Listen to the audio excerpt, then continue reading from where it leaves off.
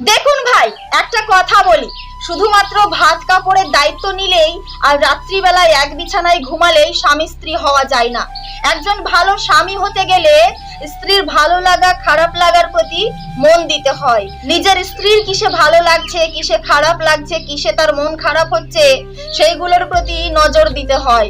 স্ত্রীর চোখের কোণে জল দেখে চুপ করে বসে থাকলে হয় না, তার চোখের কোণের জলের কারণটাও স্ত্রীর কাছে জানতে চাইতে হয়। একজন ভালো স্বামী হতে গেলে শুধুমাত্র মায়ের আঁচলের তলায় বসে থাকলেই হয় না, নিজেকে কঠোর করতে হয়, নিজের বউয়ের পক্ষে কথা বলতে শিখতে হয়, নিজের বউয়ের প্রতি হওয়া অন্যায় অবিচারের যথাযথ বিচার দিতে শিখতে হয়। তবেই তুমি একজন ভালো স্বামী হয়ে উঠতে পারবে। নিজের স্ত্রীর আত্মসম্মান রক্ষা করার জন্য কঠোর হাতে রুখে দাঁড়াতেও হয় প্রয়োজন পড়লে।